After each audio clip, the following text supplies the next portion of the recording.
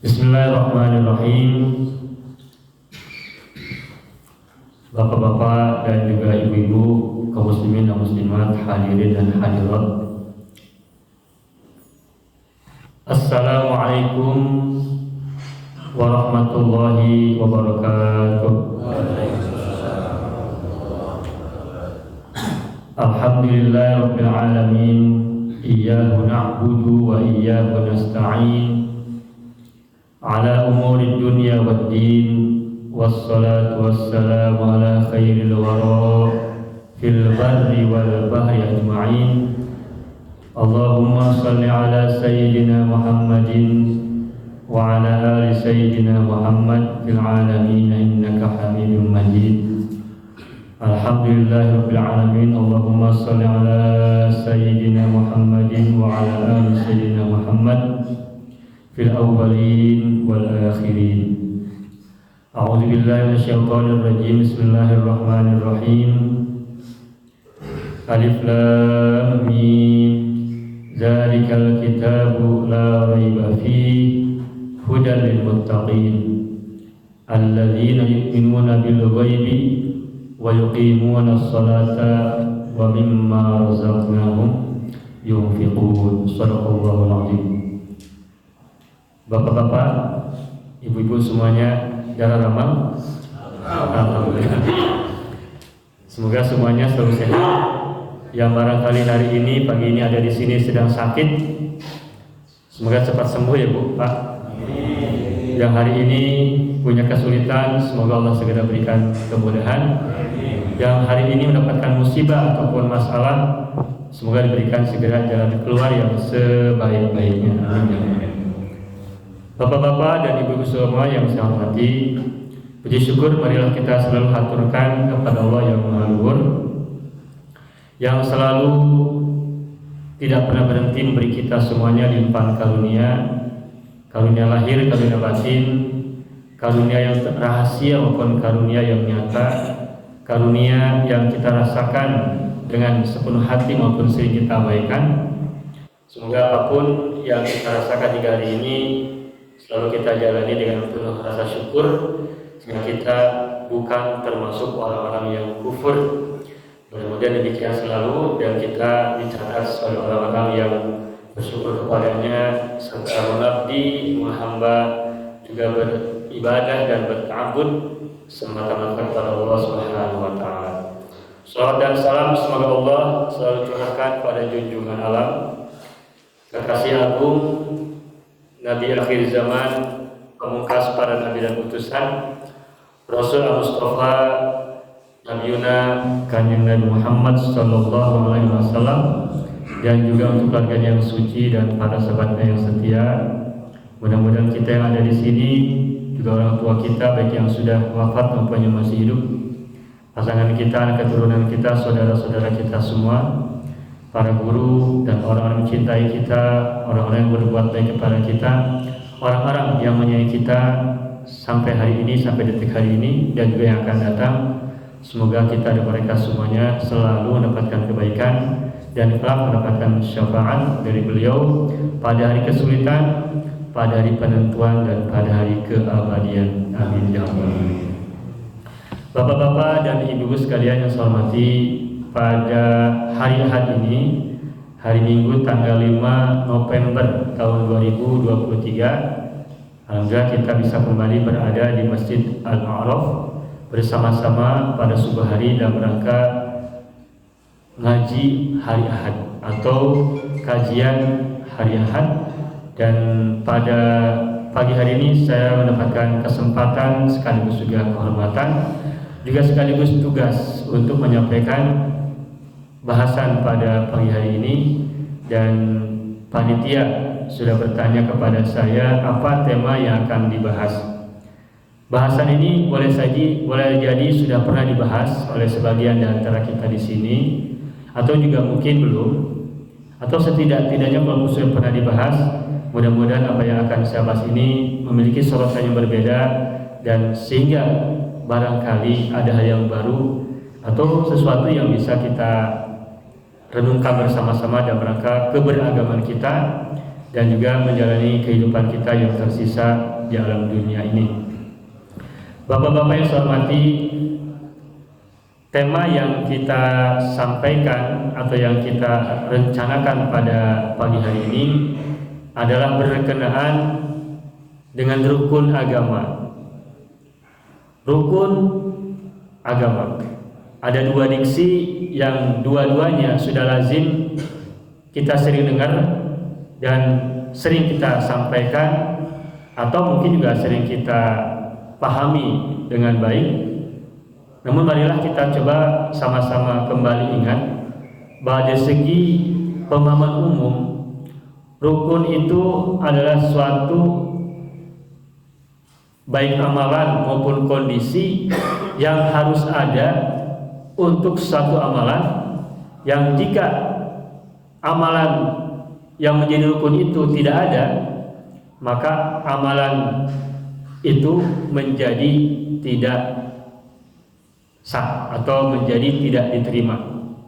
Sebagaimana sholat ada rukunnya, sebagaimana zakat ada rukunnya, sebagaimana puasa ada rukunnya, sebagaimana haji ada rukunnya, bahkan menikah juga ada rukunnya, jual beli juga ada rukunnya.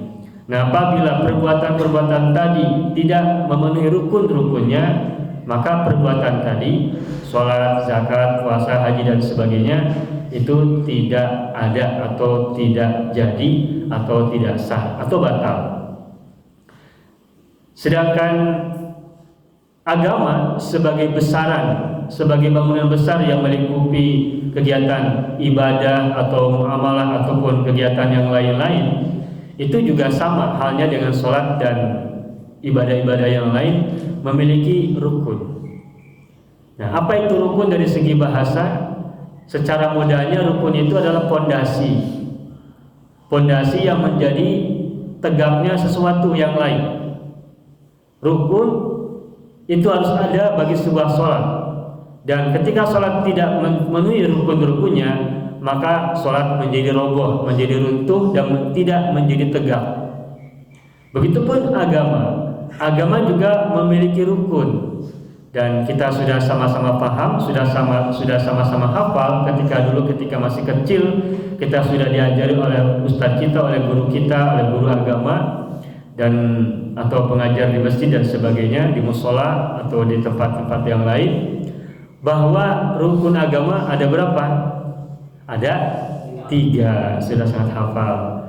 Yang kalau disingkat, 3-3-nya itu adalah triple I, 3 I. Yang pertama I itu adalah iman. Yang kedua adalah Islam. Yang ketiga adalah ihsan. Iman, Islam, ihsan. Ini adalah 3 rukun dari agama. Ya, karena kita sekarang berada di masjid dan kita pun adalah seorang muslim, maka yang dimaksud agama di sini adalah agama Islam. Nah, iman, Islam dan ihsan ini adalah 3 pondasi bagi tegaknya agama kita. Dan kalau kita kaji secara lebih global dan universal, sesungguhnya 3 rukun agama ini bukan hanya untuk agama kita Islam semata, tapi juga berlaku untuk agama-agama yang lain. Mengapa agama yang lain, termasuk juga agama kita, disebut sebagai sebuah agama? Karena agama disebut agama atau sesuatu disebut agama ketika memiliki 3 pondasi ini. Dan apabila sesuatu yang diyakini tidak memiliki ketiganya, maka dia tidak disebut sebagai agama. Paling banter disebut sebagai kepercayaan. Di negara kita kan ada berapa agama yang diakui, Pak? 5 apa 6? Dulu 5, sekarang sudah 6 ditambah Konghucu. Nah, tapi selain yang 6 ini kan juga ada yang tidak disebut sebagai agama tapi diakui sebagai sebuah kepercayaan. Nah, kenapa yang selain yang 6 tidak disebut sebagai agama? Karena tidak melengkapi atau tidak memenuhi syarat rukun yang ada 3 tersebut, yakni iman, Islam, dan ihsan dalam bahasa kita, bahasa Islam, bahasa agama kita. Nah, padanannya dalam bahasa yang lain, iman, Islam, dan ihsan itu kalau dalam bahasa Latin barangkali bisa kita sebutkan iman itu sama dengan credo, keyakinan atau kepercayaan atau sesuatu yang diyakini, credo. Nah, sedangkan Islam dalam bahasa yang lain atau kurang lebih padanannya adalah ritus atau ritual. Sedangkan ihsan padanannya adalah etos, akhlak. Nah, berkaitan dengan iman, Islam dan ihsan dalam agama kita, maka tentu saja kita bisa menemukan ketiganya ini sebagaimana yang pernah disampaikan dulu oleh Ustaz Deki di tempat ini berkaitan dengan hadis arba'in yang kedua ya. Bahwa suatu saat Rasulullah pernah didatangi oleh seseorang yang pakaiannya sangat putih, rambutnya sangat hitam, kemudian datang berada di depan Rasulullah lalu menempelkan lututnya kepada lutut Rasulullah, lalu dia bertanya mal Islam, lalu mal iman, kemudian mal ihsan. Begitu ya. Itu dalam hadis arba'in yang kedua bisa kita lihat di sana. Nah, sekarang kita coba pahami iman, Islam, dan ihsan. Sebagaimana tema kita adalah memahami rukun agama. Sebagai sebuah agama di mana ia akan tegak, maka kita sebagai muslim yang beragama Islam juga mesti memahami ketiganya dengan baik. Ada iman, ada Islam, dan ada ihsan. Nah, secara linguistik, secara kebahasaan atau mungkin secara lugawiyah, iman itu dari kata amina, ya'manu, amnan, lalu diubah atau ditambah menjadi awalan hamzah sebelum huruf yang pertama, sebelum fi'il menjadi amana, lalu dibaca dengan mad badal sehingga menjadi amana, lalu yu'minu, kemudian masdarnya atau sigot isim masdarnya adalah imanan. Amana yu'minu imanan. Amina ya'manu arti awalnya adalah aman atau terlindungi atau terjaga. Nah, kemudian ketika ditambahkan a di depan menjadi amana atau amana yu'minu imanan, maka kemudian dipahami menjadi mengimani atau mempercayai. Nah, dari kata iman itu nanti ada derivasinya atau ada tesaurusnya atau ada padanan-padanannya atau ada diksi-diksi lain yang menjadi penjelas bagi kata iman itu sendiri. Jadi ada kata akidah, ada kata keyakinan. Akidah dari segi bahasa artinya adalah ikatan. Kemudian yakin dari segi bahasa sama dengan iman artinya meyakini atau mempercayai sesuatu yang diyakini atau yang dipercayai. Nah, Al-Quran kadang-kadang juga menggunakan kata iman untuk sesuatu yang harus kita yakini itu, dan juga kadang-kadang menggunakan kata yakin yang juga harus kita imani dan kita yakini.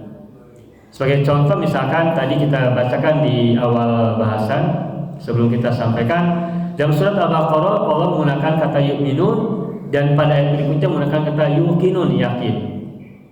Tadi kita sampaikan ayat yang berbunyi alladzina yu'minuna bil ghaibi wa yuqimuna sholata wa mimma razaqnahum yunfiqun.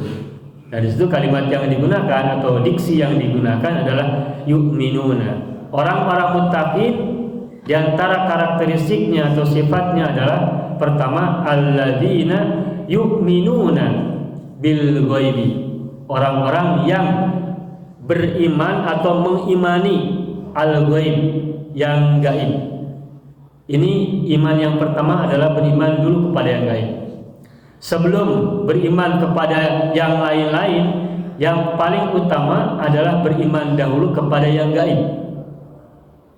Dan di antara tafsir al-ghaib di sini yang paling tinggi dan yang paling besar dan yang paling utama adalah Allah itu sendiri.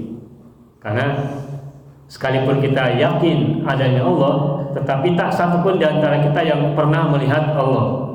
Dan Allah sebagai Tuhan tidak pernah bisa kita lihat dengan mata kepala sendiri berupa wujud. Karena tidak ada Tuhan yang berwujud, tidak ada Tuhan yang bisa dilihat oleh mata pandangan kita, karena Tuhan adalah zat yang maha gaib. Maka ketika kita sebagai mukmin, maka yang pertama yang harus kita imani adalah al-ghaib itu sendiri. Dan al-ghaib yang paling pertama dan utama adalah Tuhan, atau dalam bahasa kita atau yang kita sebut dengan Allah. Maka kemudian yang harus kita perlu kembangkan lebih jauh tentang keimanan itu sendiri adalah bagaimana kita mengimani Tuhan, mengimani zat yang menciptakan langit dan bumi dan kita semuanya, juga yang melindungi, mengawasi, mengayomi serta menjaga kita semua, yang disebut dengan Allah. Siapa Allah? Nanti di ayat-ayat yang lain ada penjelasan Rabbul Alamin, ada lagi Malik Yaumiddin, ada sebelumnya lagi Ar-Rahman Ar-Rahim, dan seterusnya banyak sekali tentang sifat-sifat Allah atau Tuhan. Nah, kemudian turunan dari beriman kepada Allah itu yang seperti kita bisa simak dari hadis arba'in yang kedua itu adalah beriman kepada yang juga sama-sama gaib, yakni malaikat. Beriman kepada para malaikat. Nah, malaikat itu seperti apa? Terus terang saja di antara kita di sini tidak ada yang tahu. Bahkan para ulama yang menuliskan buku, kitab-kitab pun tidak ada yang tahu malaikat seperti apa. Kita hanya tahu cerita tentang malaikat seperti apa, sebagiannya dari Al-Quran atau sebagiannya dari hadis-hadis Nabi. Dan bersumber dari ayat-ayat Al-Quran serta hadis-hadis Nabi itulah kemudian kita menyerap informasinya, kemudian mencoba merumuskan dalam pikiran kita seperti apa itu malaikat. Dan para ulama kemudian memberikan tafsiran-tafsiran apa itu malaikat, bagaimana, apa karakteristiknya, dan seperti apa wujudnya. Dan Al-Quran pun menjelaskan sebagian tentang karakteristik malaikat, bahkan bentuk-bentuknya. Disebutkan bahwa malaikat uli ajnihatin, memiliki banyak sayap atau sayap-sayap. Kemudian disebutkan ada sayapnya yang ada yang 2, ada yang 4, dan yazidu fil khalqi ma yasha, yang menambahkan lebih daripada sayap-sayap yang tadi kita sebutkan. Maka di bayangan kita malaikat itu adalah makhluk-makhluk bersayap. Maka kalau kita melihat lukisan itu, kalau menggambarkan malaikat juga suka disebutkan bersayap gitu ya, bersayap. Karena penggambaran di Al-Quran sendiri itu disebutkan bahwa para malaikat Allah itu bersayap, ada yang bersayap 2, ada yang bersayap 4, atau bersayap lebih daripada jumlah yang tadi 2, 4 dan seterusnya. Nah, tetapi orang-orang yang lain itu ada yang menafsirkan malaikat sebagai jenis kelamin perempuan. Yusammunal malaikata tasmiyatal unsa, mereka menamai para malaikat dengan nama-nama perempuan, menggambarkan para malaikat sebagai perempuan. Atau mungkin dalam mitologi Yunani itu disebut para dewi-dewi ya. Dewi-dewi itu selain ada dewa juga disebut ada dewi, mereka menggambarkannya sebagai para dewi, malaikat sebagai para perempuan, angel. Nah, tentu saja penggambaran yang kita dengar dari Al-Quran, yang kita pahami dari Al-Quran, termasuk juga dari Nabi tentang para malaikat, itu ada penggambaran yang kita serap. Dalam hadis arba'in yang kedua yang diceritakan tentang malaikat Jibril yang datang kepada Rasulullah, itu digambarkan malaikat mewujud rupa manusia, kemudian bercerita kepada Rasulullah, bertanya kepada beliau tentang apa itu Islam, iman dan ihsan, tentang hari kiamat dan sebagainya. Yaitu malaikat yang mewujud sebagai manusia karena beralih rupa. Nah, tentang seperti apa malaikat yang sebenarnya, tentu saja tak satu pun dari kita yang tahu. Hanya Allah lah yang tahu. Dan Rasulullah pun, para nabi, ketika mereka didatangi oleh malaikat, khususnya malaikat Jibril yang datang kepada mereka memberikan wahyu, menurunkan wahyu dari Allah, itu biasanya kita sama-sama tahu berupa wujud manusia, karena yang kita dengar seperti itu ya. Meskipun ketika kita baca hadis-hadis yang lain, misalnya cerita tentang perang Badar, bahwa pada perang Badar pada malam harinya itu turun 3.000 malaikat Dan malaikat di situ tidak digambarkan sebagai bentuk manusia, tapi 3.000 malaikat. Nah, para malaikat itu datang turun ke muka bumi untuk ikut membantu kaum muslimin dalam perang Badar tersebut. Nah, penggambaran tentang malaikat tentu saja tidak tunggal, sehingga dalam bayangan kita pun penggambaran tentang malaikat terus mengalami pemahaman-pemahaman baru sesuai dengan apa yang kita baca, apa yang kita pahami. Mungkin dulu kita memahami malaikat sebagai sosok yang bersayap, karena di Al-Quran pun disebutkan demikian.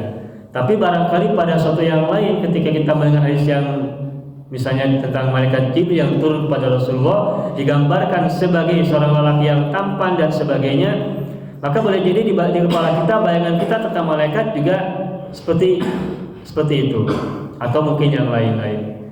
Nah, juga ada para ulama yang menafsirkan malaikat sebagai bagian dari tentara-tentara Allah atau hukum-hukum Allah yang diciptakan olehnya, sehingga kemudian ada menggambarkan bahwa para malaikat adalah sunnatullah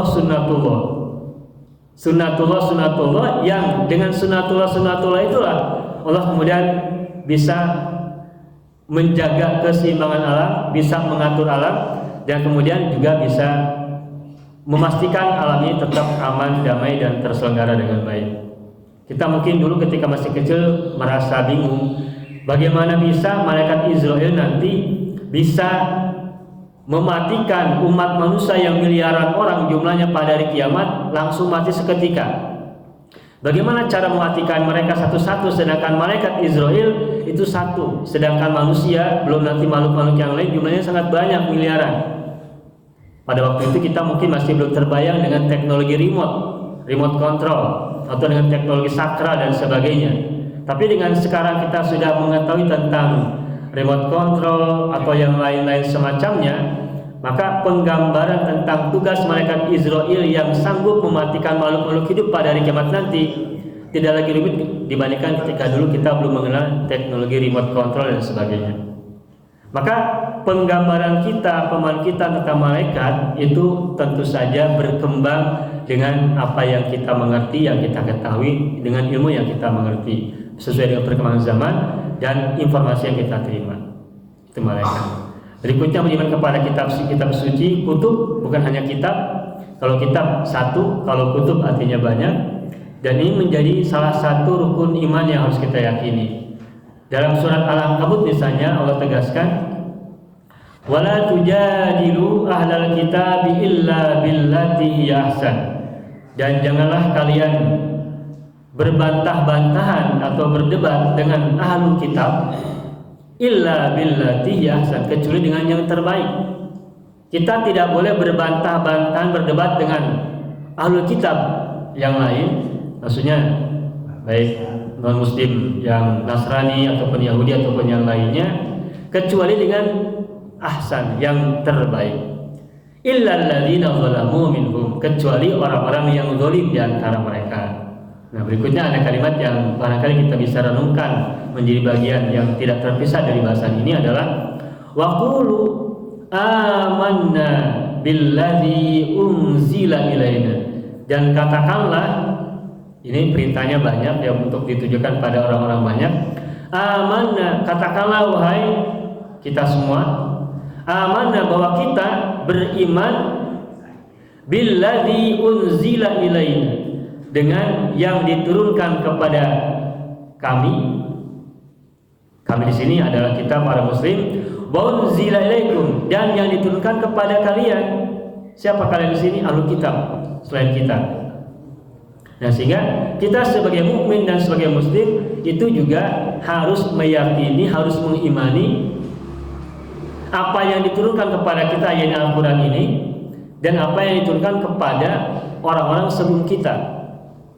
Tadi di surat Al-Baqarah ada lanjutannya, walladzina yu'minuna bima unzila ilaika wa ma unzila min qablik. Jadi mutlak kita harus beriman bukan hanya kepada Al-Quran yang diturunkan kepada Rasulullah, tetapi juga harus beriman kepada kitab-kitab yang diturunkan kepada para nabi-nabi sebelum Rasulullah, baik yang kita kenal namanya seperti Taurat, Injil, Zabur, maupun yang tidak kita kenal nama-namanya.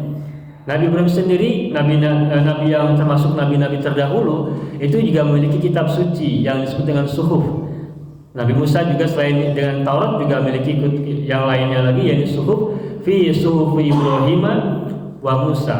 Nah, sehingga kitab-kitab suci atau wahyu-wahyu yang dibukukan atau yang disampaikan pada para rasul itu tidak tunggal, tidak hanya Al-Quran. Dan kita sebagai mukmin juga harus meyakini, mengimani kitab-kitab suci Al-Quran dan juga kitab-kitab suci terdahulu. Meskipun kita tidak pernah tahu, tidak pernah pegang, tidak pernah baca, bahkan tidak pernah melihat kitab-kitab suci terdahulu itu di mana seperti apa, tapi keberadaannya harus kita yakini dan harus kita imani. Tetapi masalahnya, bukankah kita tidak pernah memegang kitab Taurat, tidak pernah pegang kitab Injil, tidak pernah pegang kitab Zabur dan sebagainya, tetapi kenapa kita harus wajib iman? Kalau Al-Quran sering kita baca, sering kita pegang, sering kita hafalkan dan sebagainya, sering kita pahami juga, kita imani, kita konkret untuk bisa melakukannya dengan baik, sebaik yang kita bisa lakukan. Tapi mengimani kitab-kitab terdahulu, bagaimana implementasinya, pelaksananya? Apakah Bapak Ibu harus punya Injil dulu, beli dulu Injil, beli dulu Taurat, beli dulu Zabur? Kalau Injil mungkin ada, dan mungkin sebagian kita di rumah juga ada yang memiliki kitab itu, ditaruh di rak tapi tidak pernah dibuka, karena kita lebih banyak membaca Al-Quran ketimbang apalagi kitab-kitab di luar Al-Quran. Tentu saja kita lebih banyak berinteraksi dan memahami Al-Quran yang masih jarang kita pahami lebih baik. Nah, tetapi bagaimana kita mengimplementasikan, memanifestasikan pemahaman dari ayat bahwa kita juga harus mengimani kitab-kitab suci terdahulu. Sementara kita tidak pegang kitabnya dan juga tidak tahu apa isinya. Boro-boro tahu isinya, pegang saja tidak, melihat saja tidak. Lalu bagaimana kita bisa memanifestasikan ayat Al-Quran untuk mengimani kitab-kitab yang diturunkan sebelum Rasulullah? Nah, di ayat yang lain Allah berfirman, Al-haqqu mir rabbika fala takunanna minal mumtarin. Kebenaran itu bersumber dari Tuhanmu, maka janganlah kalian termasuk orang-orang yang ragu atau meragukan. Nah, sebagai implementasi dari keimanan kita pada kitab-kitab suci terdahulu, yang paling mudah untuk bisa kita lakukan adalah keimanan serta keyakinan bahwa Allah telah menurunkan kebenaran kepada nabi-nabi terdahulu sebelum Rasulullah. Dan kebenaran itu bersumber dari Tuhan, bersumber dari Allah, dari Tuhanmu. Dan setiap kebenaran, dimanapun hinggapnya, dimanapun adanya, berarti itu dari Tuhan, berarti itu dari Allah. Sehingga dari manapun bersumbernya, kalau itu memang benar, kita tidak boleh tolak. Kalau dalam sebuah riwayat ada ungkapan begini, al-hikmah dhalatul mu'min. Ainama wajadtumuha fakhudhuha walau min fami kalbin, atau dalam riwayat yang lain walau min fami munafikin.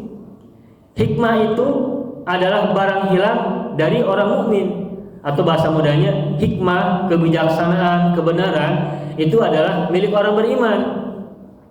Maka dimanapun kau temukan hikmah itu atau kebenaran itu, fakhudhuha, ambillah, walau min fami kalbin, meskipun kebenaran itu bersumber dari mulut seekor anjing, atau dalam riwayat yang lain meskipun bersumber dari mulut orang munafik.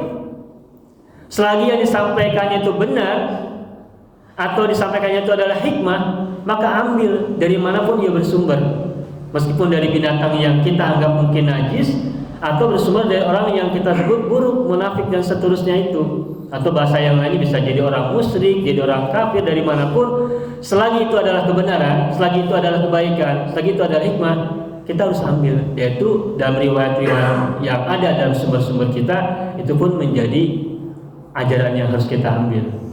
Maka dari manapun kebaikan itu bersumber, sebagai iman kita kepada keyakinan bahwa hak adalah dari Allah semata-mata dan itu adalah wahyu, maka untuk konteks sekarang di mana kita tidak bisa melihat kitab-kitab terdahulu, maka setidak-tidaknya apapun kebenaran dari manapun bersumbernya, kalau itu memang benar dan tidak bertentangan dengan Al-Quran, maka itu semuanya berarti bersumber dari Tuhan juga, dari Allah juga, yang juga tidak boleh kita ragukan. Fala takunanna minal mumtarin. Adapun yang bertentangan, yang tidak bersesuaian dengan Al-Qur'an, ya kita tolak dan kita tidak terima.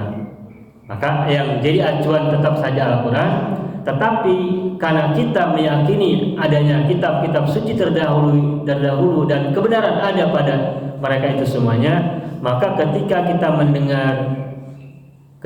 menemukan kebenaran atau hikmah atau yang lain dari yang lain, selagi itu benar, maka kita tidak boleh alergi, dan itu sebagai perwujudan dari ayat qulu amanna billadzi unzila ilaina wa unzila ilaikum, atau alladzina yu'minuna bima unzila ilaika wa ma unzila min qablik. Itu yang ketiga. Berikutnya lagi beriman kepada para rasul, dan kita juga sudah sama-sama tahu dalam ilmu yang kita pelajari dulu ketika kecil, rasul jumlahnya sangat banyak. Para nabi disebutkan jumlahnya sampai 124.000, dan dari 124.000 nabi itu disaringlah menjadi 315 para rasul, dan dari 315 para rasul itu disaringlah menjadi 25 rasul yang wajib kita ketahui, atau 26 rasul yang wajib kita ketahui. 26 itu, kalau 25 berarti tanpa Nabi Uzair, sedangkan kalau yang disebut 26 nabi rasul itu yang kesatunya, yang ke-26-nya adalah Nabi Uzair. Nah, kemudian dari 25 atau 26 rasul itu disaring lagi menjadi 5 rasul ulul azmi, dan dari 5 rasul ulul azmi itu disaring lagi menjadi satu sebagai nabi atau rasul yang paling utama dan paling agung, yakni Rasul Mustafa Muhammad SAW. Nah, apa implementasi dari keimanan kita kepada para rasul yang banyak? Di Al-Quran juga ditegaskan walikulli ummatin rasul, setiap umat memiliki rasul masing-masing. Di Indonesia saja atau di Nusantara ini banyak umat yang tercipta, yang bermasyarakat di tengah-tengah bangsa kita pada masa buhun dulu, pada masa kuno dulu, pada masa sebelum Masehi atau jauh sebelum itu. Karena negeri kita termasuk negeri yang menjadi tujuan banyak manusia karena alamnya, karena kekayaannya dan sebagainya, sehingga bangsa kita, negeri kita menjadi tujuan kedatangan banyak orang dari penjuru dunia. Jadi kalau misalkan di belahan dunia lain ada peradaban peradaban Cina, ada peradaban India, ada peradaban Persia, ada peradaban Arab dan sebagainya. Pada saat mereka ada sebelum Masehi dan sebelumnya itu, di negeri ini pun juga ada kehidupan yang sudah berbudaya. Dan di sana sebagai masyarakat manusia, maka di situ juga adalah umat.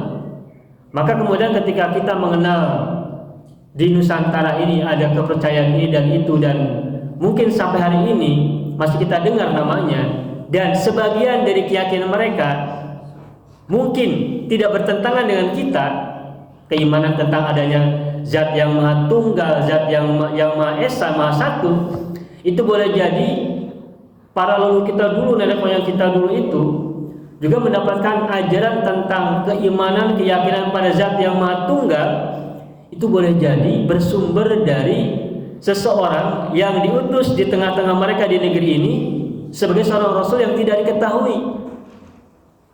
Karena rasul sangat banyak, dan boleh jadi salah satu rasul yang sangat banyak itu yang tidak diketahui namanya itu sebagiannya ada di negeri Nusantara ini.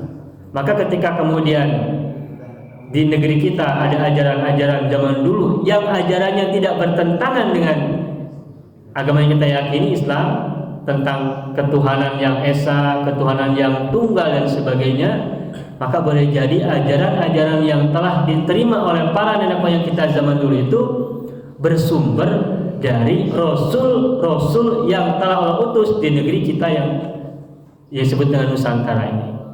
Maka ketika kita memahami sebuah ajaran di mana itu ada mengajarkan tauhid, mengajarkan keimanan pada zat yang maha tunggal, zat yang ahad, maka itu berarti selaras dengan ajaran agama kita. Sehingga kita tidak boleh mencerca, tidak boleh menghina, dan tidak boleh menolak kebenaran tunggal dari Allah SWT. bahwa mereka kemudian menyebut nama Tuhan mereka dengan nama-nama yang tidak kita kenal atau mungkin berbeda dengan kita, itu adalah bahasa-bahasa lokal, bahasa-bahasa setempat yang sesuai dengan apa yang mereka miliki, bahasa yang mereka miliki. Nah, karena Rasul jumlahnya sangat banyak dan Allah tegaskan walikulli ummatin rasul, dan dalam surat yang lain ayat yang berbeda Allah tegaskan bahwa sebagian Rasul itu ada yang kami ceritakan dan sebagian lagi yang tidak kami ceritakan. Oleh karena itu maka apa saja kebenaran, apa saja kebaikan, apa saja hikmah yang mungkin kita dengar dan tidak bertentangan dengan Al-Quran, maka itu juga bagian dari wahyu yang Allah turunkan kepada para Rasul, yang kebaikan, kebenaran, hikmah itu juga harus kita terima sebagai sebuah kebenaran dari Tuhan kita. Al-haqqu min rabbika fala takunanna minal mumtarin. Itu yang keempat. Yang kelima, iman yang berikutnya adalah beriman kepada hari akhir. Nah, ini yang tidak kalah penting. Ketika kita beriman kepada Allah, maka beriman kepada Allah itu adalah yang pertama. Islam kita tidak akan mungkin dilakukan tanpa bangunan pertama berupa keimanan kepada Allah. Tetapi ada kalangan yang meyakini adanya Tuhan pencipta, tetapi mereka tidak meyakini adanya hari akhir. Dan kalau dalam aliran-aliran agama, mungkin Bapak Ibu juga mungkin pernah dengar ada yang disebut dengan teisme, ada juga yang disebut dengan deisme. Kalau teisme itu keyakinan tentang adanya Tuhan dan meyakini bahwa Tuhan itu terus bekerja, melindungi, menjaga, merawat dan melindungi umat manusia dan makhluk semuanya. Nah, sedangkan deisme pakai D, kalau tadi teisme, yang kedua adalah deisme. Nah, kalau deisme itu adalah keyakinan tentang adanya Tuhan, tetapi mereka tidak meyakini bahwa Tuhan ikut mengurus, merawat, menjaga, dan mengelola alam semesta ini. Tuhan hanya menciptakan, setelah itu selesai. Nah, kita umat muslim, kita agama kita itu tidak menganut deisme. Bagi kita, Tuhan itu kita yakini adanya dan Dia adalah Rabbul Alamin, memelihara, menjaga, merawat, dan terus mengurusi kita sampai hari akhir dan sampai tidak ada waktu kemudian. Maka Allah disebut sebagai Rabbul Alamin, zat yang menguasai alam semesta, zat yang melindungi alam semesta, zat yang merawat alam semesta, zat yang memberi rizki kepada semesta ini semuanya. Nah, karena Tuhan ada Rabbul Alamin yang terus bekerja, kulla yaumin huwa fi sya'nin, setiap hari Dia berada dalam kesibukan, maka kita juga mesti mendekat kepadanya. Kenapa kita mesti berdoa? Karena Tuhan hadir bersama kita, Tuhan ada di tengah-tengah kita, bahkan Tuhan ada dalam diri kita. Berbeda dengan aliran deisme, mereka yakin adanya Tuhan sebagai pencipta, tapi tidak meyakini Tuhan terus bekerja. Nah, sedangkan kita adalah agama yang meyakini Tuhan itu ada dan Tuhan terus bekerja bersama kita, mengawasi kita, dan kita harus bersamanya kapanpun, dimanapun, sepanjang hayat kita, tanpa kenal waktu dan tanpa kenal tempat. Nah, keyakinan tentang adanya Tuhan inilah kemudian melahirkan tentang keyakinan-keyakinan yang lain, termasuk keyakinan adanya hari akhir. Mengapa bagi kita iman kepada hari akhir itu penting? Karena ada banyak orang yang yakin adanya Tuhan, tetapi mereka tidak yakin bahwa Tuhan itu terus bekerja mengawasi mereka, mengawasi semesta ini. Dan karena mereka meyakini Tuhan tidak bersama mereka, maka mereka berbuat apa saja, yang buruk, yang baik, yang jahat dan sebagainya, karena mereka merasa Tuhan tidak lagi ikut campur dengan kehidupan mereka. Nah, maka keyakinan tentang adanya hari akhir itu menjadi penting, tentang adanya hari pembalasan itu menjadi penting. Dan agama manapun menjadi wajib mereka meyakini adanya hari akhir. Dan keyakinan tentang adanya hari akhir bukan hanya pada agama Islam, tapi juga pada agama-agama yang lain. Tetapi juga jangan heran, ada orang muslim tetapi keyakinan pada hari akhirnya lemah.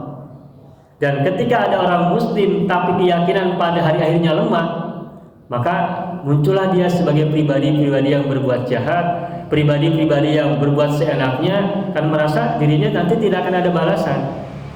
Maka sebagai sebuah bangunan keimanan kita yang harus kita bentuk, sebagai rukun agama yang harus kita tegakkan ini adalah keimanan kepada hari akhir yang harus kita yakini dan harus mempengaruhi hidup kita.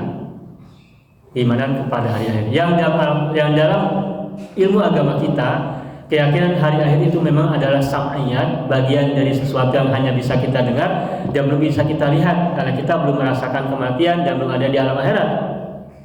Oleh karena itu maka kita harus meyakini, harus mengimani dan juga harus menjadi berdampak bagi kehidupan kita. Yang keenam adalah beriman kepada al-qadha wal qadari khairihi wa syarrihi, itu yang sudah sering sama-sama kita pahami.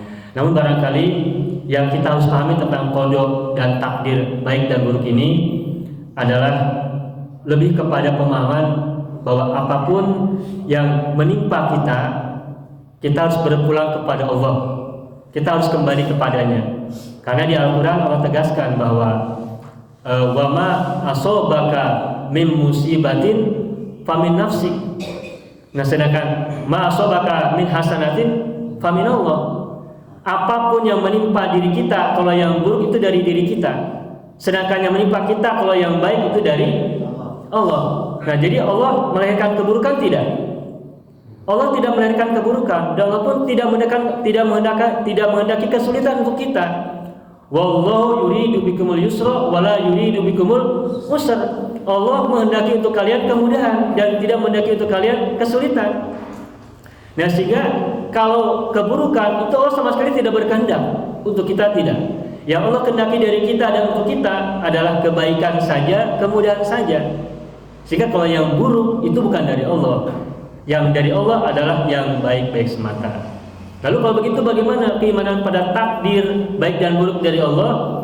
Nah, karena agar tidak bertentangan dengan ayat tentang bahwa musibah yang buruk itu dari diri kita, sedangkan musibah yang baik asobaka min hasanatin itu dari Allah, maka pemahaman tentang takdir baik buruk berasal dari Allah itu bisa dipahami sebagai bahwa ketika kita ditimpa kebaikan, ketika kita ditimpa keburukan, kita harus selalu berpulang semuanya kepada Allah. Ketika baik bersyukur kepadanya, ketika buruk kita kembali kepadanya. Semuanya selalu dilekatkan kepada Allah semata-mata. Ini tentang rukun yang pertama. Nah, rukun yang kedua adalah Islam. Nah, Islam kita sudah sama-sama tahu rukunnya ada 5: syahadat, sholat, zakat, puasa, haji. Dan dalam agama kita Islam ini kemudian dipelajari dalam ilmu berbagai macam, yang kemudian menjadi istilahnya syariat, dan syariat kemudian melahirkan banyak fikih. Nah, fikih ini kemudian muncul banyak mazhab. Sebagaimana dalam iman itu kemudian melahirkan banyak ilmu, sebagai contoh misalnya usuluddin, atau juga mungkin ilmu akidah, atau ilmu tauhid, atau ilmu-ilmu yang lain yang dulu, zaman-zaman dulu, termasuk juga ilmu kontemporer berikutnya. Dari ilmu akidah, ilmu usuluddin, ilmu tauhid, kemudian pada masa-masa ketika Islam mulai bersentuhan dengan dunia luar, ada pengaruh-pengaruh dalam peradaban manusia ketika Islam sudah mulai menyebar kepada negara-negara yang jauh, lalu bersentuhan dengan keyakinan-keyakinan setempat yang ada di situ, bahkan kemudian juga mengalami banyak diskusi dan dialektika dengan keyakinan-keyakinan yang lain yang juga terus menyebar seperti filsafat Yunani dan seterusnya. Maka dalam ilmu keimanan ini juga muncul banyak ilmu yang lain seperti ilmu kalam, juga ilmu filsafat dan sebagainya, yang semuanya juga terus berkembang. Termasuk juga dalam pemahaman tentang Islam, di mana di situ ada syariat, dan syariat melahirkan banyak fikih, dan fikih melahirkan banyak mazhab dan seterusnya. Maka itu melahirkan Islam yang sangat beraneka ragam, Islam yang sangat bercabang, Islam yang sangat diversity, yang sangat beragam banyak, sehingga kemudian melahirkan banyak keragaman berpendapat.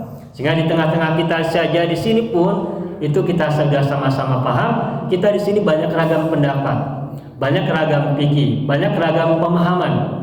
Dan karena semuanya bersumber dari Islam yang dipahami oleh para ulama terdahulu yang melahirkan banyak fikih, maka selagi imannya sama, selagi sumber acuannya sama, perbedaan-perbedaan itu tidaklah lagi menjadi kendala. Dan ini mesti menjadi cara hidup kita. Kadang-kala kita yakin bahwa Islam itu mengajarkan kita kepada toleransi, Tetapi dalam pelaksanaan sehari-hari seringkali kita juga lupa dengan ajaran itu. Ya, kemudian kita sering hantam promo, sering suka mencela, sering suka menolak kebenaran-kebenaran dari yang lain yang berbeda dari kita gara-gara beda mazhab, gara-gara beda pandangan dan sebagainya.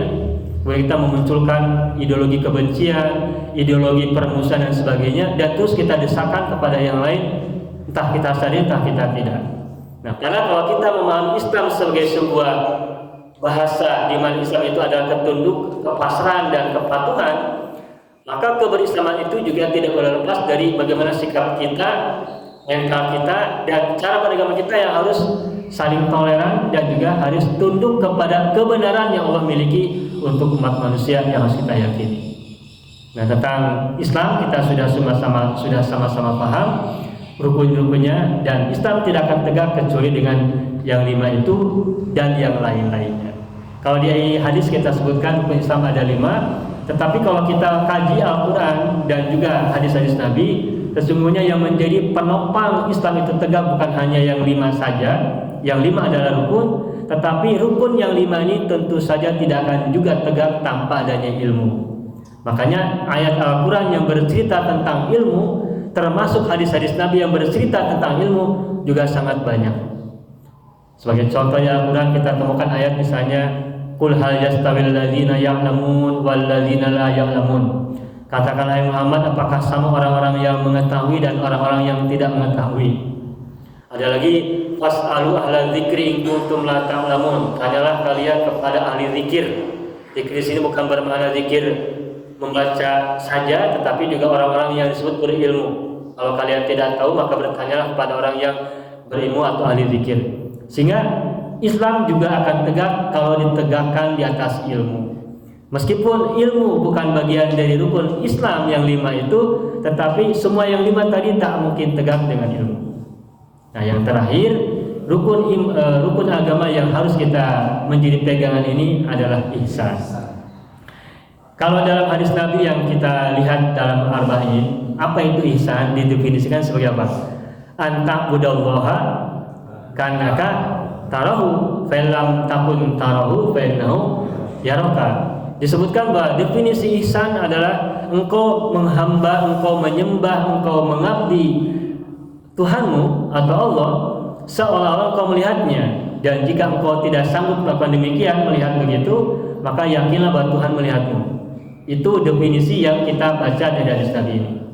Lalu kalau kita lihat dari segi bahasa, ihsan itu sendiri artinya apa? Ihsan itu artinya kebaikan. Nah, kebaikan dari segi definisi apa maknanya?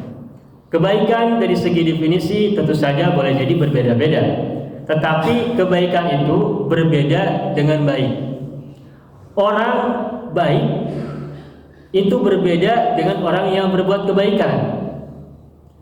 Kalau baik itu bahasa Arabnya adalah husnun atau hasanun. Husnun itu adalah kebaikan, sedangkan hasanun adalah orang yang baik. Nah, sedangkan di sini diksinya bukan husn, bukan husnun atau bukan hasan, tetapi ihsan. Apa bedanya husn dengan ihsan?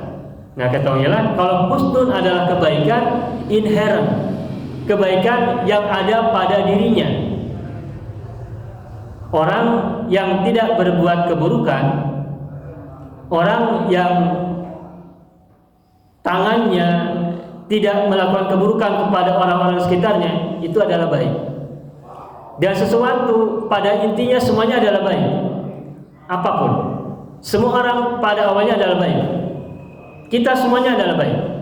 Tetapi tidak semua orang yang baik itu berbuat kebaikan. Nah, berarti kalau gitu apa arti dari ihsan? Nah, ihsan itu adalah berbuat kebaikan. Nah, sedangkan hasan atau husn itu adalah kebaikan atau orang baik. Nah, ihsan artinya adalah mengeluarkan kebaikan dari tempatnya. Kita adalah orang-orang baik. Kapan kita memiliki kategori ihsan? Ketika kebaikan yang ada pada diri kita ini dikeluarkan dari tempat kita, lalu disebarkan kepada sekeliling kita dan dirasakan manfaatnya oleh orang-orang sekitar kita. Itu baru ihsan. Maka agar agama kita tegak, agar agama kita ini berdiri dan berguna bagi kehidupan kita, maka kita tidak hanya cukup menjadi orang baik, tapi kita juga harus melakukan ihsan sebanyak-banyaknya. Itulah sebabnya Rasulullah mengatakan bahwa orang yang paling baik di antara manusia adalah yang paling banyak memberikan manfaat bagi sesamanya. Khairun nasi anfa'uhum linnas, ini ajaran penting. Dan ini bagian dari penerjemahan tentang ihsan itu sendiri. Dan ketika kebaikan-kebaikan yang dilakukan oleh orang-orang untuk sekitarnya itu, maka itu semuanya harus dilakukan dengan ma'rifatullah. Hadis Nabi yang bercerita tentang bahwa ihsan adalah anta'budallaha kannaka tarahu fa illam takun tarahu fa innahu yaraka. Itu maknanya adalah bahwa kebaikan yang kita keluarkan, kebaikan yang kita lakukan untuk orang lain itu mesti dengan adanya ma'rifatullah, mesti dengan adanya kesadaran bahwa ini semuanya adalah karena Allah, demi Allah, dan untuk Allah. Dan itulah makna dari penghambaan. Ayat yang kita sering dengar, wa ma khalaqtul jinna wal insa illa liya'budun, aku tidak ciptakan jin dan manusia kecuali untuk ya'budun, yang diterjemahkan sebagian orang menerjemahkannya dengan beribadah kepadaku, atau sebagian lagi ada menerjemahkan dengan menyembahku, atau ada lagi memahami sebagai menghamba kepadaku, mengabdi kepadaku. Maka semua kebaikan yang kita lakukan, baik yang ritual, individual seperti sholat dan semacamnya, maupun kebaikan sosial yang bersifat kemanusiaan dan semacamnya, itu semuanya mesti didasari oleh ma'rifatullah. Karena iman, Islam, dan ihsan itu bermula dari ma'rifat kepada Allah itu sendiri. Kita berbuat baik, kita sholat, tetapi kalau sholat kita hanya gerakan-gerakan semata, hanya ucapan-ucapan semata, aqwalun, tanpa didorong, tanpa dimotivasi, tanpa dibangun, tanpa digerakkan oleh ma'rifat kepada Allah itu sendiri, maka bangunan sholat kita itu seperti bangunan tanpa ruh. Sebaliknya, orang-orang yang boleh jadi sholatnya tidak begitu baik secara fisik, tetapi ma'rifatnya sudah cukup baik, boleh jadi lebih bernilai ketimbang fisiknya baik tetapi hatinya tidak baik, tetapi ruhnya tidak kuat. Maka dalam rangka membangun rukun agama yang kita miliki pada kehidupan beragama kita dan kehidupan sosial kita, maka yang harus kita bangun pertama kali adalah ma'rifat kepada Allah itu sendiri terlebih dahulu, dan itu sepanjang hayat.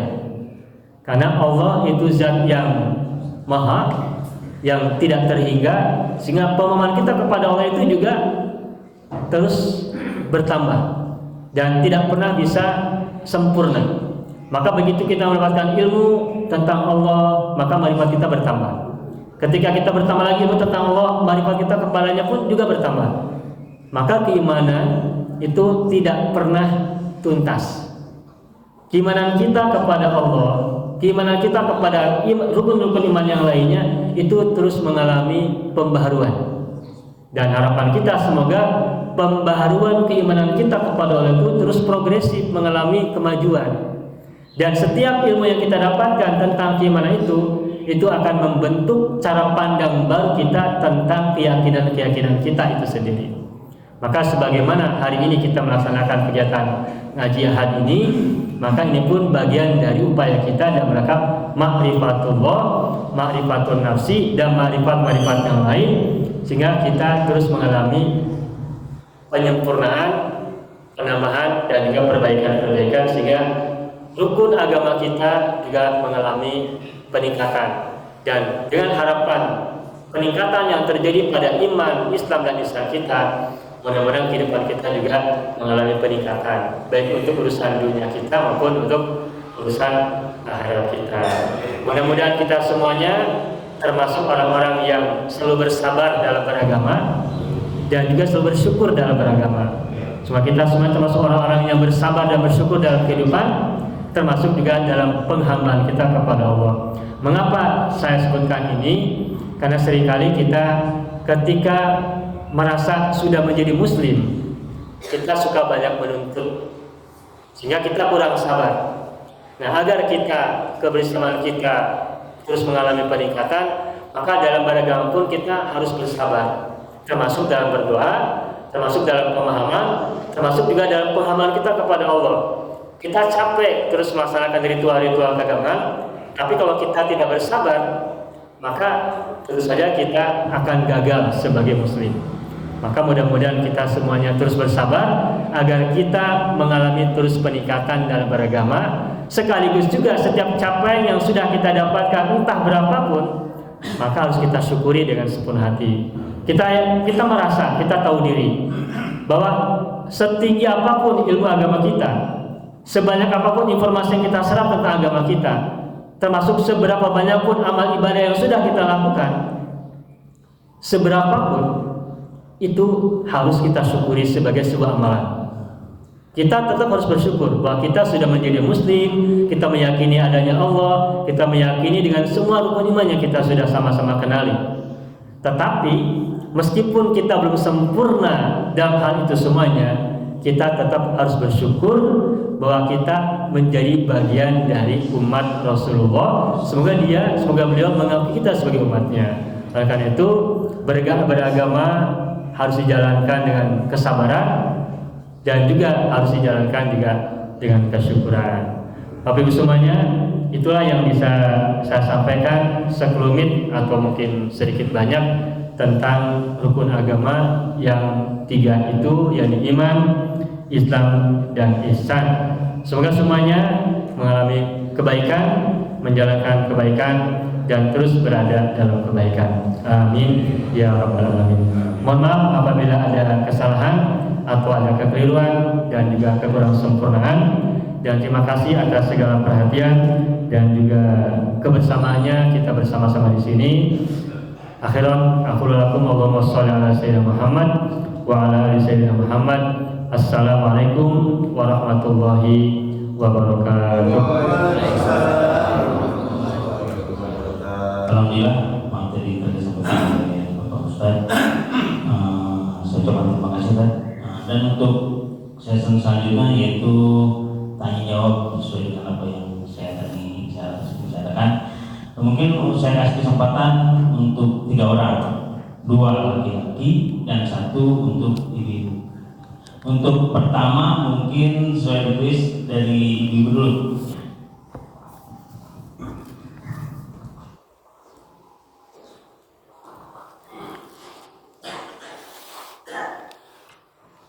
Assalamualaikum warahmatullahi wabarakatuh. Waalaikumsalam. Alhamdulillah pagi hari ini kita mendapat pencerahan tentang rukun agama yaitu iman, Islam, dan ihsan. Berkaitan dengan ihsan sebagai rukun agama yang ketiga, tadi salah satu cara untuk kita bisa mencapai ihsan itu adalah dengan ma'rifatullah. Yang saya tanyakan bagaimana cara kita mencapai ma'rifatullah itu.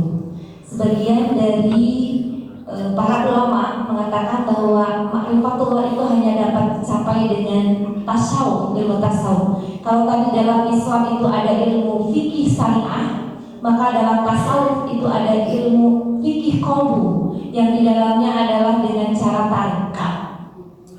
Maka salah satu cara untuk menggapai ma'rifatullah itu adalah dengan tarikat atau dengan fikih qalbu.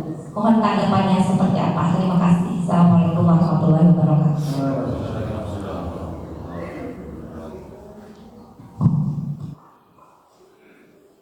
Ya, terima kasih atas pertanyaannya. Langsung saja. Pertanyaan yang luar biasa ya, dari Saudara Lilis.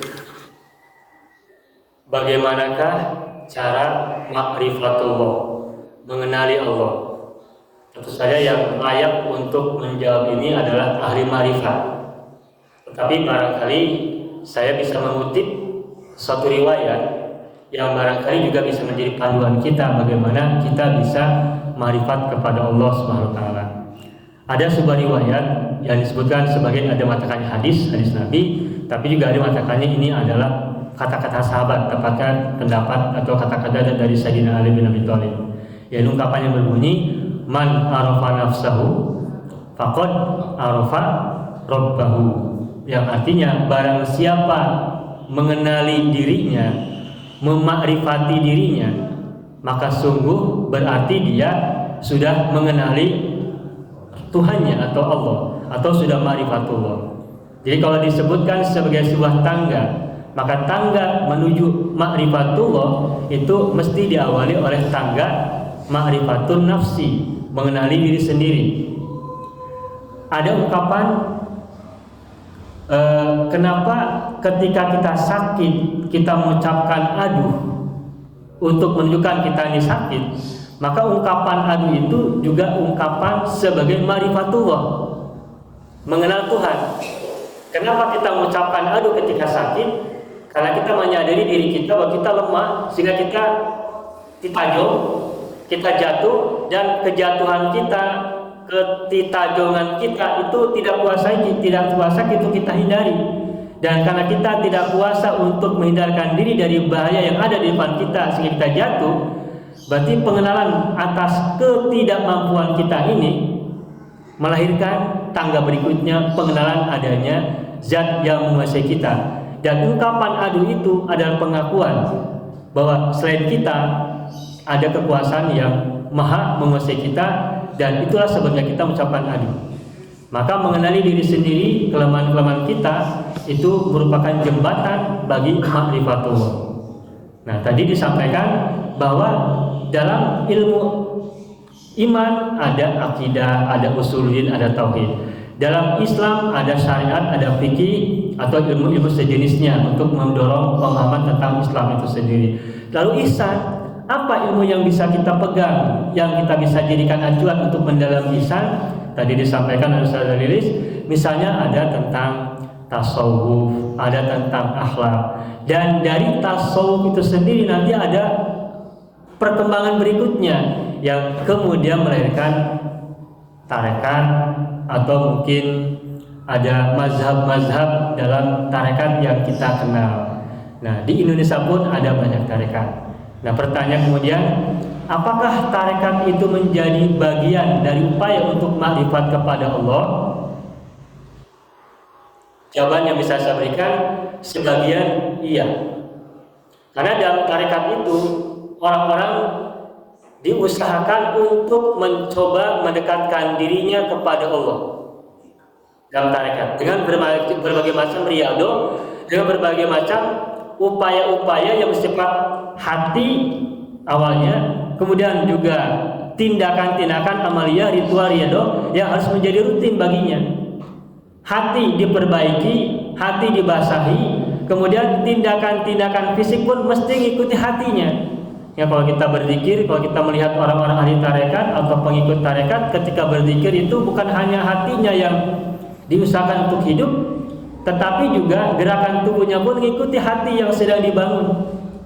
Itu dalam rangka sinkronisasi antara kesadaran hatinya dengan kesadaran eksternal dia berupa fisik-fisik itu. Nah, sehingga orang yang melakukan laku tarekat diharapkan ma'rifatullahnya juga semakin baik dan semakin mendalam bagi dirinya. Nah, pertanyaan bagi saya kemudian, atau bagi kita semuanya, apakah hanya semata-mata tarekat menjamin orang akan ma'rifatullah? Kalau menurut saya pribadi, itu hanya salah satu. Tetapi yang tidak kalah penting dari ma'rifatullah itu juga adalah kesadaran dan pemahaman. Maka yang tidak kalah penting dari kemampuan atau pemahaman untuk bisa ma'rifatullah itu adalah ma'rifat itu sendiri, yang dari segi bahasa artinya mengetahui, mengenali.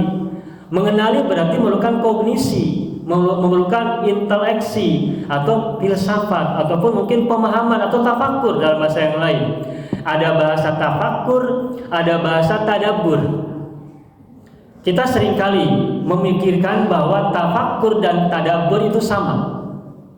Padahal dari segi maknanya antara tafakkur dan tadabbur itu dua hal yang berbeda, meskipun ada kedekatan makna. Dan dua-duanya di Al-Quran juga digunakan. Misalnya kalau tafakkur, misalkan bercerita tentang apa ya? Alladzina yatafakkaruna fi khalqis samawati wal ardi. Orang-orang yang memikirkan dalam penciptaan langit dan bumi. Maka muncul dari kata yatafakkarun, kata tafakkur. Tapi tadabbur juga disebutkan di Al-Quran. Misalkan dalam ayat yang berbunyi, afala yatadabbaruna al-Qur'ana am ala qulubin aqfaluha. Ada tafakur, ada tadabbur. Nah, lalu apa bedanya tafakur dan tadabbur? Mungkin sebagian kita memahaminya sama, tetapi dari segi linguistik keduanya ada perbedaan. Tafakur itu ada memikirkan sesuatu secara umum, baik yang ada di depan sesuatu itu sendiri ataupun di dalam itu sendiri, umum. Masih sangat umum, sangat general. Sedangkan tadabbur sesuai dari awal katanya dabaro yang artinya belakang. Dubur kan belakang ya. Dabaro kan dubur juga dari akar kata yang sama. Itu kata tadabbaro artinya memikirkan, merenungkan bukan hanya semata-mata yang ada di depan yang kita lihat, tetapi memikirkan apa yang ada di balik sesuatu itu sendiri. Perintah atau ungkapan afala tadabbaruna Al-Quran, apakah mereka tidak mentadabburi Al-Quran? Itu maknanya bukan hanya Al-Quran berupa kata per kata yang bisa kita lihat dan kita baca, tapi juga harus mentadabburi, memikirkan apa yang ada di balik kata-kata itu. Makanya memahami Al-Quran wajib, memahami asbabun nuzul, memahami sisi linguistik, memahami meta, sesuatu yang ada di balik kata-kata yang ada dalam Al-Quran. Karena perintahnya adalah ya tadabbaruna Al-Quran, tadabbur, bukan tafakur. Tentang penciptaan langit dan bumi Allah gunakan kata tafakur, tetapi tentang Al-Quran Allah gunakan tadabbur. Ini perlu kita pahami dan kita rasakan bedanya. Kenapa untuk semesta raya Allah gunakan kata tafakur, sedangkan untuk Al-Quran gunakan tadabbur? Ya barangkali bisa kita pahami, Al-Quran yang turun pada Rasulullah ini kan bahasa Arab dan turun kepada Rasulullah. Kita bukan saksi-saksi wahyu, kita bukan saksi-saksi sejarah bagi turunnya wahyu, sehingga kita tidak sanggup untuk melihat langsung bagaimana Al-Quran turun dan seperti apa Rasul memahami Al-Quran yang turun kepadanya. Nah, karena kita bukan saksi-saksi wahyu, sehingga ketika kita memahami Al-Quran, kita tidak cukup hanya kata per kata yang kita bisa baca. Karena Al-Quran turunnya tidak kita hadiri, atau kita bukan para hadirin atau para saksi atas turunnya Al-Quran. Sehingga kita maka memahaminya perlu ada upaya tadabbur, melihat sesuatu di balik yang kita baca, di balik yang kita mungkin pahami secara datar. Sedangkan penciptaan langit dan bumi, memang langit dan bumi kita penciptanya tidak tahu, tetapi tentang langit dan bumi, fenomena-fenomenanya kita lihat, kita hadir di sini, kita rasakan, dan kita semuanya bisa ada di dalamnya. Maka kalimatnya tidak menggunakan kata tadabbur, menggunakan kata tafakur dalam pengertian umum, sehingga kita melihat langit, kita bisa kita merenungkan, memikirkan. Nah, sehingga untuk konteks semesta langit dan bumi, bahkan dalam wafi anfusikum, dalam diri-diri kalian, itu kalimatnya gunakan kalimat tafakur, sedangkan untuk Al-Quran gunakan kata tadabbur. Tadabbur maknanya memikirkan sesuatu yang ada di balik sesuatu itu sendiri. Nah, sehingga berkaitan dengan ma'rifatullah itu juga salah satu cara untuk mengenali Allah, para ulama menggunakan berbagai macam argumen. Salah satunya adalah kosmologis. Dengan melihat adanya ciptaan-ciptaan, maka kita yakin adanya sang pencipta. Kita tidak melihat adanya Allah, karena Allah zat yang maha gaib.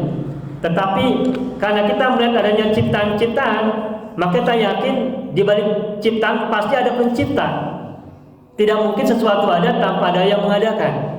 Maka menurut teori kosmologis, untuk ma'rifat Allah, untuk mengenali Tuhan, maka pandanglah semesta raya ini, wafi anfusikum, dan juga dalam diri kalian, maka niscaya kita akan menemukan adanya Tuhan. Nah, pendekatan kosmologis atau pendekatan mengenali makhluk-makhluk ciptaan Allah, ciptaan ini, maka kita bisa diantarkan untuk mengenali Tuhan, mengenali Allah. Maka salah satu pendekatan untuk ma'rifatullah adalah merenungkan ciptaan-ciptaan Allah. Dari perenungan tentang ciptaan-ciptaan Allah itulah maka muncullah ma'rifatullah. Tetapi boleh jadi pemahaman seperti ini masih bersifat kognitif, masih bersifat akal. Nah, lalu bagaimana agar akal kita ini terasa basah, masuk ke dalam hati? Maka muncullah ilmu tasawuf, muncullah teori tentang ihsan, muncullah teori tentang akhlak, muncullah ilmu yang disebut dengan tarekat dan semacamnya. Maka tarekat, sejauh yang saya mengerti, sebagai sebuah laku riyadhah, itu juga tidak bisa terlaksana dengan baik tanpa dimulai dengan ma'rifatullah yang bersifat kognitif. Maka buat bapak-bapak dan ibu sekalian yang mungkin melakukan laku-laku tarekat, maka yang tidak boleh dilupakan adalah ma'rifatullah secara kognitif, secara akal, karena itu juga menjadi penghantar menuju ma'rifatullah. Tetapi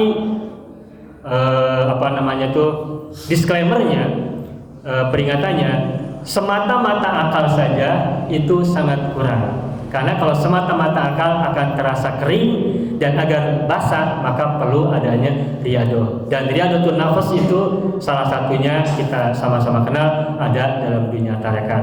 Maka bagi misalkan Bapak Ibu mungkin sebagian ada yang melakukan tindakan-tindakan laku tarekat, maka tarekat itu juga menjadi salah satu bagian. Hanya saja barangkali itu juga perlu dipelajari ilmunya. Itu saja Ibu yang bisa saya sampaikan. Mohon maaf apabila kekurangan. Baik, Bapak. Silakan. Terima kasih Ustaz atas pembahasan pertanyaan satu. Untuk berikutnya dari Bapak-bapak, barangkali ada yang ya. Karena waktunya jam 5.45, kita kasih kesempatan satu aja untuk pertanyaan dari Bapak-bapak. Ya. Baik, terima kasih Pak. Ya, pertanyaan dari Pak Deki mengenai uluhiyah dan rububiyah. Allah di Al-Quran banyak bercerita tentang orang-orang musyrik. Dan kalau disebutkan misalnya ada ungkapan begini, "Wa in sa'altahum man khalaqas samawati wal arda la yaqulunna Allah." Seandainya engkau bertanya kepada mereka siapakah yang menciptakan langit dan bumi, mereka akan mengatakan Allah.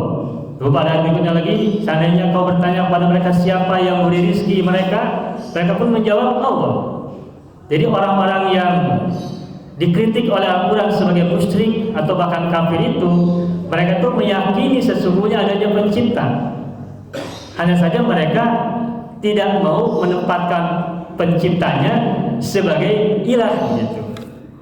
Nah, lalu di sini muncul yang tadi yang deisme sama teisme. Kalau orang yang meyakini adanya pencipta, berarti hanya meyakini Tuhan sebagai Rabbun.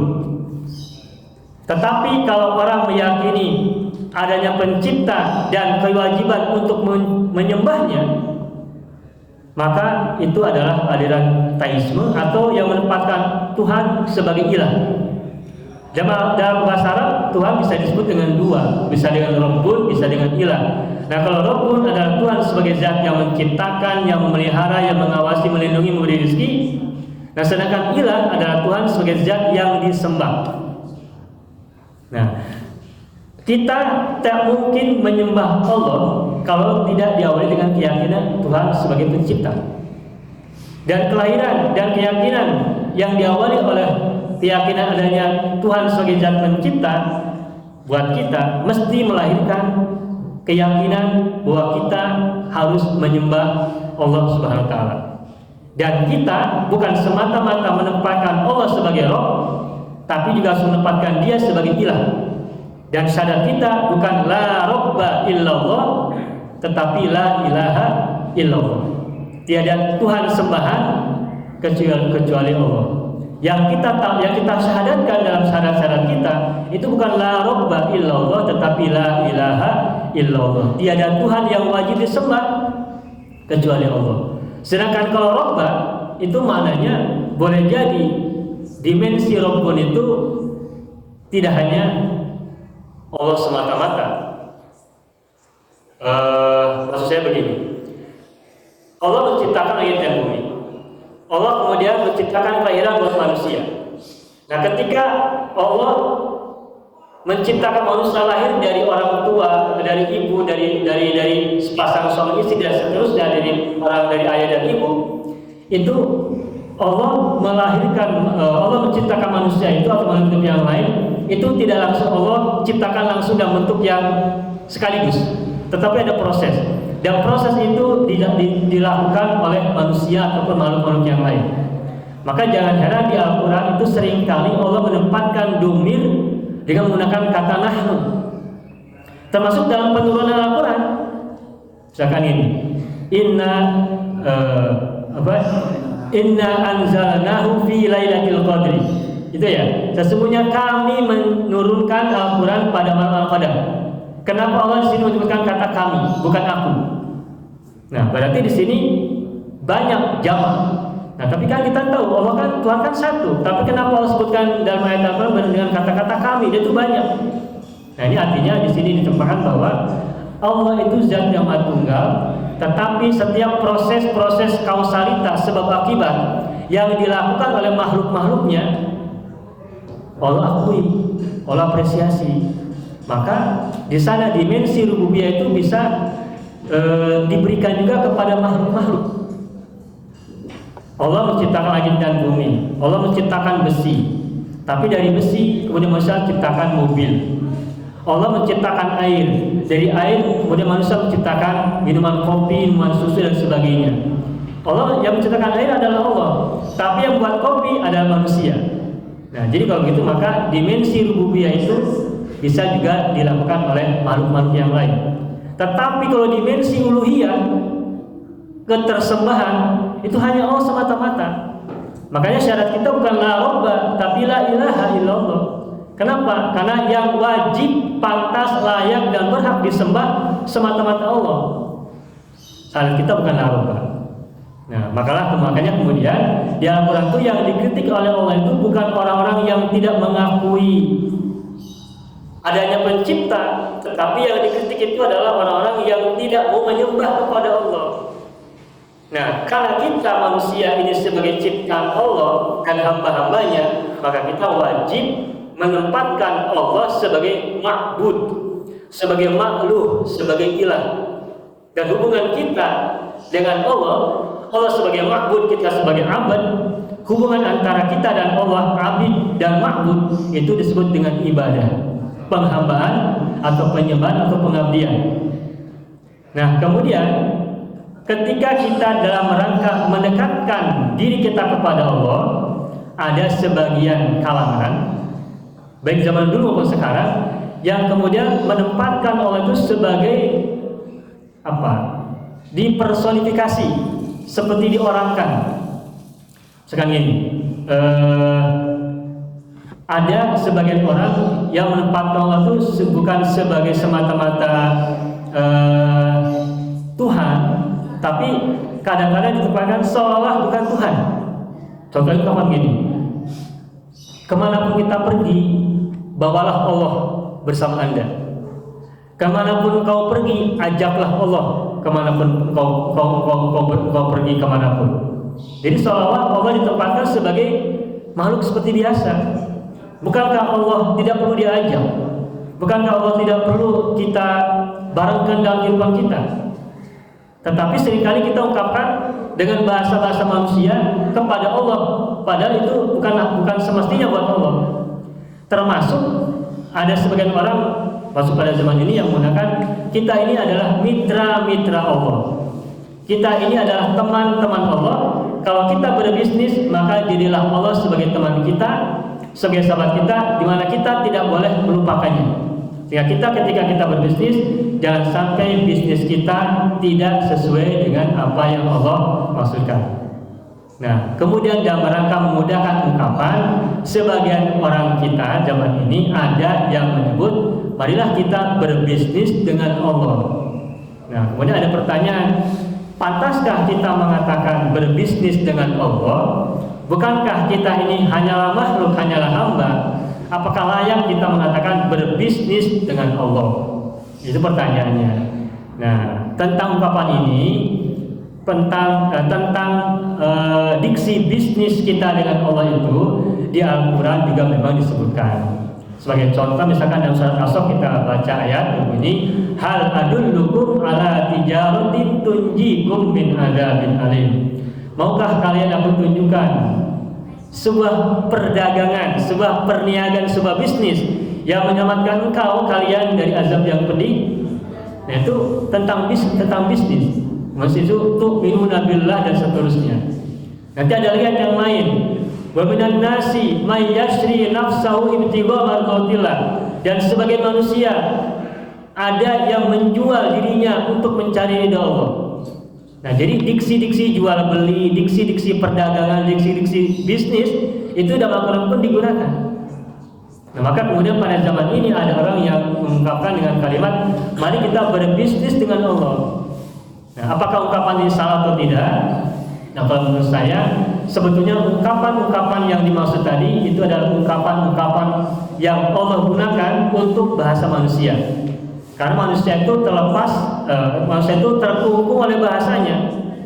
Ketika orang-orang yang senang dagang, maka kosakatanya adalah dagang, keuntungan, kerugian, bisnis, margin dan sebagainya. Itu orang-orang bisnis, orang-orang dagang. Dan ketika Al-Quran turun, bangsa Arab itu bangsa bisnis. Maka ada perdagangan dari Mekah ke Syam atau mungkin ke negeri yang lain sekitar untuk berbisnis. Kosakata mereka akrabnya bisnis. Maka Al-Quran pun turun merespon kebiasaan mereka dengan menggunakan bahasa-bahasa bisnis. Nah, sedangkan buat orang-orang yang berada di dunia yang bukan bisnis, maka kosakatanya mungkin ada kalau dia dunia agraris, mungkin pertanian, mungkin tanaman dan sebagainya, sehingga kosakatanya pun itu. Maka ketika kita mendengar orang mengucapkan kata berbisnis dengan Allah, apabila ungkapan itu hanya sebagai ungkapan untuk memudahkan bagaimana dia menempatkan dirinya kepada Tuhan, kepada Allah, itu tidak masalah. Tetapi akan menjadi masalah kalau menempatkan dirinya sebagai orang yang sombong, seolah-olah dirinya sejajar dengan Tuhan. Kita mesti bermitra dengan Allah. Kan ungkapan itu kan sepertinya sejajar ya, antara kita dengan Tuhan seperti seolah-olah sejajar. Itu kan bukan kayak itu sebuah ungkapan kesombongan. Nah, jika ungkapan itu dimaksudkan sebagai ungkapan kesombongan, itu yang tentu saja tidak boleh. Tetapi kalau ungkapan itu hanya untuk ungkapan sebagai keterbatasan kita menggunakan kata-kata untuk memahami bahwa kita ini semuanya adalah sedang bertransaksi dengan Allah, maka itu lain cerita. Dan Al-Quran pun menggunakan ungkapan-ungkapan tijarah, perdagangan, menggunakan syirah, bisnis dan sebagainya, sehingga itu tergantung bagaimana kita berpikirnya. Maka yang kita tadi, yang tidak kalah penting dari tindakan kita ini semuanya adalah ma'rifat, pengenalan. Kita boleh menggunakan ungkapan-ungkapan yang apapun, tetapi ma'rifat kita tentang ungkapan itu asal benar. Kita, ya mohon maaf, kalau kita menyebut kata Allah, kalau dalam bahasa kita, Allah itu kan Tuhan yang kita yakini ini. Tetapi kata Allah kan juga digunakan oleh agama yang lain. Agama yang lain apakah adakah agama lain yang menggunakan kata Allah untuk menyebut Tuhan mereka? Ada kan? Cuma menyebutnya dengan dialek yang berbeda, mungkin menyebutnya Allah begitu ya. Tapi kan tulisannya sama, ALLAH. Nah, nama boleh sama, ungkapan boleh sama, tetapi mungkin kognisi kita bisa jadi berbeda, pikiran kita, akal kita boleh jadi berbeda. Nah, maka yang penting adalah musamma yang diberi nama, bukan ismun nama. Begitupun juga ada orang yang mungkin nama-namanya beda, tetapi maksudnya sama, sehingga boleh jadi sama-sama juga gitu. Maka kembali kepada pertanyaan dari Pak Diki, bahwa ungkapan kita berbisnis dengan Allah itu apakah ini sesuai, apakah ini bukan merupakan kesombongan dan sebagainya, ini kembali kepada pikiran kita yang mengucapkannya atau hati kita yang merasakannya, termasuk zaman apapun. Begitu Pak. Ya mohon maaf ya apabila jawaban saya ngelantur ke sana kemari, tetapi itulah yang bisa saya jawab, semampu yang bisa saya lakukan. Apabila ada kesalahan kekurangan, sekali lagi mohon maaf baik buat Pak Ustaz Deki maupun buat Ibu Haja Lilis. Saya mohon maaf atas kekurangan serta kesalahan dalam jawaban yang saya berikan. Itu saja barangkali Bapak-bapak dan sekalian, mohon maaf apabila kalimat-kalimat yang saya sampaikan ini membosankan dan juga barangkali tidak tepat pada sasaran. Coba ya. Sudah. Sudah ya baik. Baiklah Bapak Ibu semuanya, itulah yang sudah kita sama-sama laksanakan dan mereka kajian Ahad pada hari Ahad ini tanggal 5 November 2023. Semoga apapun yang sudah kita lakukan, yang kita rasakan, yang kita pikirkan, semuanya menjadi salah satu tangga kita untuk meningkatkan diri kita, meningkatkan kualitas kemanusiaan kita, dan juga dalam rangka menaikkan derajat kehambaan kita di mata Allah SWT. Kita tidak tahu seperti apa kita wujudnya di hadapan Allah, seperti apa peringkat kita di hadapannya, tetapi inilah sejauh yang bisa kita upayakan, dan semoga Allah menerima diri kita seutuhnya dengan kelemahan dan kelebihannya, dan Dia lebih tahu siapa kita yang sesungguhnya. Allahumma sholli ala sayyidina Muhammad wa ala ali sayyidina Muhammad. Allahumma sholli ala sayyidina Muhammad wa ala ali sayyidina Muhammad. Allahumma sholli ala sayyidina Muhammad wa ala ali sayyidina Muhammad. Astaghfirullahaladzim wa atubu ilaih. Astaghfirullahaladzim wa atubu ilaih. Astaghfirullahaladzim wa atubu ilaih. Allahumma ighfir lil muslimin wal muslimat wal mu'minin wal mu'minat al ahya'i minhum wal amwat. Atubu ilaih. Dan untuk semua doa yang kita panjatkan, semua harapan yang kita persembahkan, baik untuk diri kita sendiri, untuk orang tua kita, untuk pasangan kita, anak keturunan kita, untuk saudara-saudara kita, paman pipi kita, uang kita, dan para guru kita, orang-orang pecinta kita, dan orang yang berbuat pada kita semuanya. Semua doa kita panjatkan kapanpun, dimanapun, siang, malam, pagi, dan petang semuanya. Allahumma sholli ala sayyidina Muhammad wa sayyidina Muhammad bisirri umil Quran wa barakatiha al-Fatihah. A'udzu billahi minasyaitonir rajim. Bismillahirrahmanirrahim. Alhamdulillahi rabbil alamin. Ar-Rahmanir Rahim. Maliki yaumiddin. Iyyaka na'budu wa iyyaka nasta'in. Ihdinas siratal mustaqim. Siratal ladzina an'amta 'alaihim ghairil maghdubi 'alaihim waladdallin. Amin ya rabbal alamin. Sakitul piran kami hatur hapunten kasuhun nadagung cukup umur dari Jembar Pangapura. Assalamualaikum warahmatullahi wabarakatuh.